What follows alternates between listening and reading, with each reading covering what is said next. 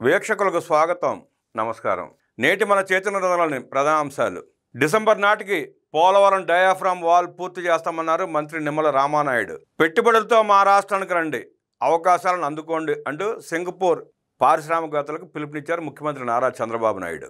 Capital land Investment India ప్రతినిధులు Sanjeev Das Gupta, Gauri Shankar నాగభూషణంలతో CM Chandrababu భేటీ. మందాయి Wildlife group ప్రతినిధి mic బార్క్లేతో సమావేశమైన ముఖ్యమంత్రి నారా చంద్రబాబు నాయుడు. ఏపీలో పెట్టుబడులకు ఉన్న అవకాశాలను ప్రాంతాల వారీగా వివరించిన సీఎం. ఏపీలోని వివిధ ప్రాజెక్టుల భాగస్వాములు కావాలంటూ చంద్రబాబు ఆహ్వానం. పెట్టుబడులు పెట్టేందుకు ఆసక్తి కనబరిచిన పారిశ్రామికవేత్తలు. సింగపూర్ పర్యటనలో దిగ్గజ సంస్థలు, ప్రముఖ బ్యాంక్ ప్రతినిధులతో సీఎం చంద్రబాబు వరుస భేటీలు. ఆంధ్రప్రదేశ్ రాష్ట్రంలో అపార వనరులు ఉన్నాయి, వ్యాపార అభివృద్ధికి అపారమైన అవకాశాలు ఉన్నాయి, పెట్టుబడులతో వచ్చి రాష్ట్ర ప్రగతిలో భాగస్వాములు కండని చెప్పి ఆహ్వానించారు ముఖ్యమంత్రి నారా చంద్రబాబు నాయుడు. సింగపూర్ పర్యటన చివరి రోజున పలు దిగ్గజ కంపెనీలు, ప్రముఖులతో సీఎం వరుస భేటీలు. రాష్ట్రంలో ఏ ప్రాంతాన్ని ఏ విధంగా అభివృద్ధి చేయాలన్న దిశానిర్దేశం మాకుందని, అన్ని ప్రాంతాలని ఒకే రకంగా అభివృద్ధి చేయాలన్న సంకల్పంతో మేము ముందుకెళ్తున్నామని ఆయా సంస్థల ప్రతినిధులకు వివరించారు ముఖ్యమంత్రి చంద్రబాబు నాయుడు. వివిధ రంగాల్లో భారీ ఎత్తున పెట్టుబడులు పెట్టి కీలక కంపెనీలుగా ఉన్న CapitaLand Investment India, Mandai Wildlife Group, Sumitomo Mitsui Banking Corporation, Temasek Holdings వంటి సంస్థల ప్రతినిధులతో సీఎం చంద్రబాబు వేర్వేరుగా భేటీ అయ్యారు. GSLV F-16 సక్సెస్, షార్ విజయం తెలుగువారికి గర్వకారణం అన్నారు ముఖ్యమంత్రి నారా చంద్రబాబు నాయుడు. అంతరిక్ష రంగంలో భారత్ మరో కీలక ముందడుగు వేసింది. NASA ISRO synthetic aperture radar భూపరిశీలన ఉపగ్రహం ప్రయోగాన్ని విజయవంతం చేసింది.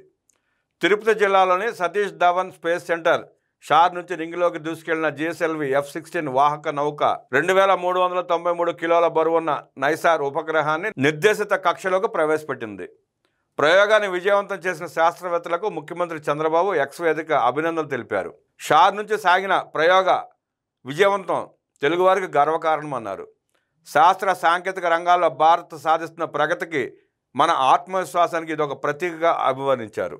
2024 ఎన్నికల సమయంలో సూపర్ 6 హామీలు ఇచ్చి, ఆ హామీలను నెరవేర్చి రాష్ట్రానికి పరిశ్రమలు తీసుకొచ్చే కార్యక్రమంలో భాగంగా సింగపూర్ 5 రోజుల పర్యటనలో సూపర్ సక్సెస్ అయ్యి నారా చంద్రబాబు నాయుడు గారి బృందం తిరిగి ఆంధ్రప్రదేశ్కి వచ్చింది. పెట్టుబడులను ఆకర్షించడం, ఏపీ బ్రాండ్ ఇమేజ్ పెంచడమే లక్ష్యంగా సీఎం చంద్రబాబు చేపట్టిన సింగపూర్ పర్యటన విజయవంతంగా పూర్తయింది. మంత్రులు నారా లోకేష్, పి నారాయణ, టీజీ భరత్ సహా ఉన్నతాధికారులతో కలిసి ముఖ్యమంత్రి సింగపూర్లో 4 రోజుల పాటు అవిశ్రాంతంగా వివిధ సమావేశాలు, రౌండ్ టేబుల్ చర్చలో పాల్గొన్నారు. సింగపూర్లోని ప్రతిష్టాత్మక ప్రాజెక్టులను సందర్శించి వాటిని రాష్ట్రంలో అమలు చేసేందుకు వీలుగా అధ్యయనం చేశారు. పర్యటనలో మొత్తం 26 కార్యక్రమాలకు సీఎం చంద్రబాబు, మంత్రులు హాజరయ్యారు. పర్యటన మొదటి నుంచి చివరి రోజు వరకు క్షణం తీరిక లేకుండా అశాంతం రాష్ట్రాభివృద్ధి కాంక్షతో నిరంతరం చర్చలు, సంప్రదింపులు జరిపిన సీఎం టీం బుధవారం సింగపూర్ నుంచి తిరుగు ప్రయాణమైంది.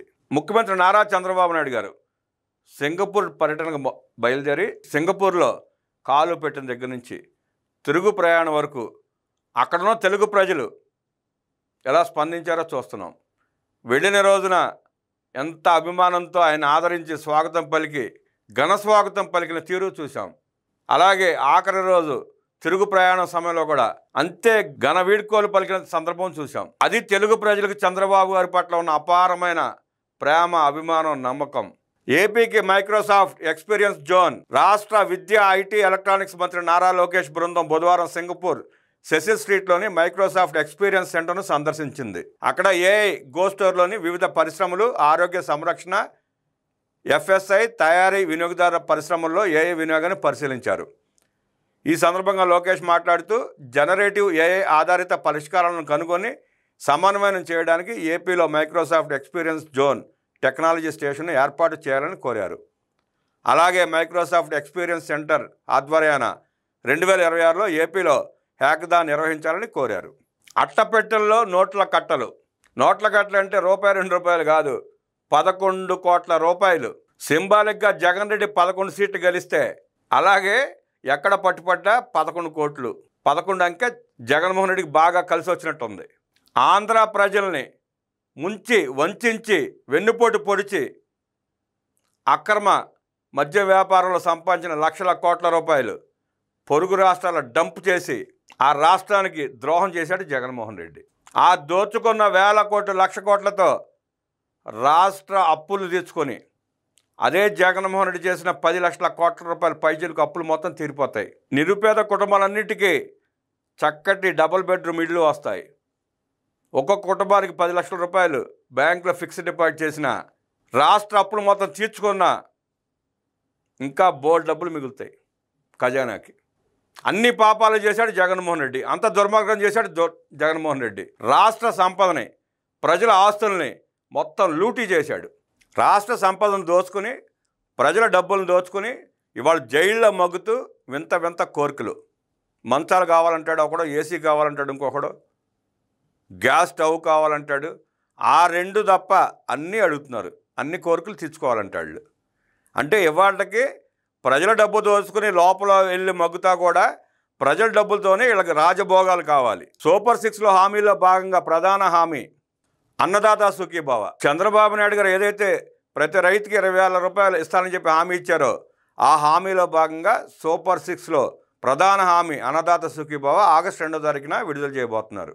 కేంద్రం ఇచ్చే 2,000 రూపాయలకు తోడు రాష్ట్ర ప్రభుత్వం మరో 5,000 జమ చేసి 7,000 కలిపి 46,50,000 మంది రైతుల ఖాతాలో జమ చేయబోతున్నారు ఆగస్టు 2వ తారీఖున.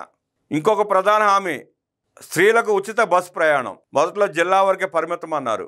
కాదు అని చెప్పి చంద్రబాబు నాయుడు గారు కొంచెం లేట్ అయినా చర్చించి లాభ నష్టాలు బేరీజ్ వేసి రాష్ట్ర వ్యాప్తంగా మహిళలు ఏ మూల నుంచి ఏ మూలకు వెళ్ళినా, శ్రీకాకుళం నుంచి కడప వచ్చినా, చిత్తూరు నుంచి కాకినాడ వెళ్ళిన బస్సు ఉచితంగా సేవలు చేయబడుతుంది మహిళలకి.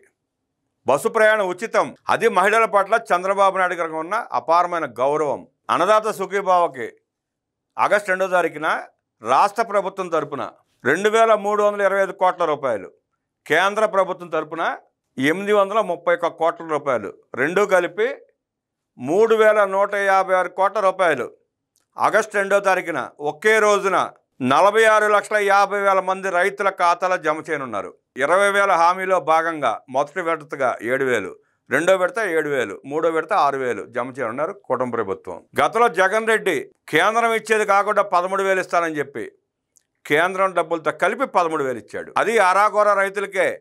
ఇవాళ కుటుంబ ప్రభుత్వం ఏదైతే 46,50,000 మంది రైతులకు జమ చేస్తా ఉందో ఆ రైతులు సగం మందికి కూడా ఇవ్వాల. కుంటి సాకులు చెప్పి కరోనా అన్నాడు, నేను లండన్ పోవాలి మందులు తెచ్చుకోవాలన్నాడు, దావోస్ వెళ్తున్నా వచ్చినాక చూద్దామన్నాడు, 3-4 ఏళ్ళు ఎగ్గొట్టాడు.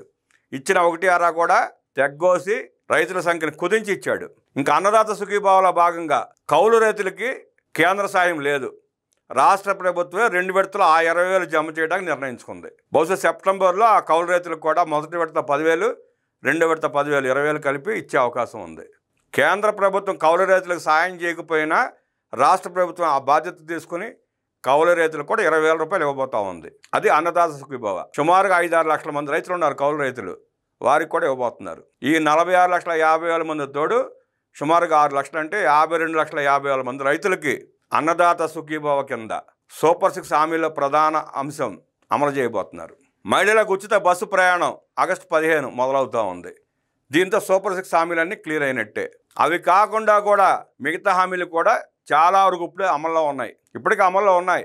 అన్నా క్యాంటీన్ కావచ్చు, పెన్షన్లు కావచ్చు, కిడ్నీ వ్యాధిగ్రస్తులకి 10,000 ఇవ్వచ్చు, బెడ్ రిడన్ వాళ్ళకి 15,000, వికలాంగులకు 6,000, ఇలా పలు కార్యక్రమాలు అద్భుతంగా జరుగుతున్నాయి.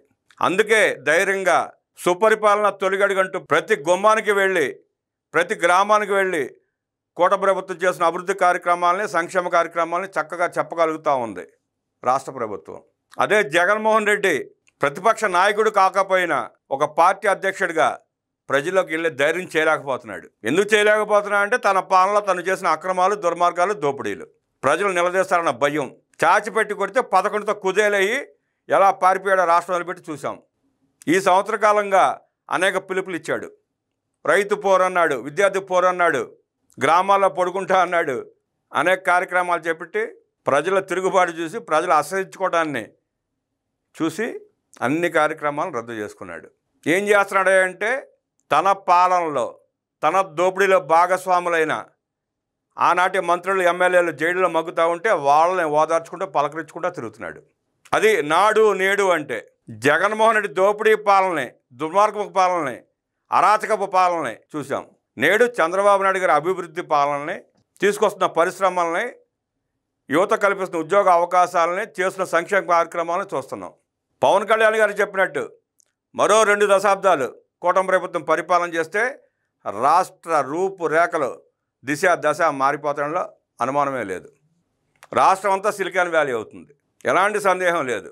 ఈ సంవత్సర కాలంగా వచ్చిన పెట్టుబడుల్ని, వస్తున్న పరిశ్రమల్ని ప్రజలందరూ చూస్తున్నారు. ఆ భస్మాసురుణ్ణి రాజకీయ పార్టీగా వెలివేసి రాష్ట్రంలో కూడా అడుగు పెట్టకుండా చేస్తేనే ఈ రాష్ట్రానికి మంచిది. భవిష్యత్తు బంగారంలాగా ఉంటుంది. జగన్మోహన్ రెడ్డి పాలన దోపిడీ, అరాచకం, వినాశనం, దుర్మార్గాలను చూస్తే నేటి కూటమి పాలనలో చంద్రబాబు నాయుడు గారు ముఖ్యమంత్రిగా పనిచేస్తున్న ఈ పాలనలో సంక్షేమ కార్యక్రమాలు, అభివృద్ధి కార్యక్రమాలు, రోడ్లు, ఇరిగేషన్, పరిశ్రమలు, ఐటీ కంపెనీలు ఎలా వెల్లువెత్తు వస్తున్నాయో చూస్తున్నాం. నాటి పాలకుడు దోపిడీ పాలకుడు అయితే నేటి పాలకుడు దార్శనికుడు. నిర్ణయం తీసుకుని ఆలోచించుకోవాల్సింది ప్రజలే. జగన్మోహన్ రెడ్డి లాంటి దుర్మార్గుడిని రాష్ట్రంలో రానిచ్చిన మహాపాపం చేసినట్టే. ప్రజలు ఆలోచించుకోవాలి.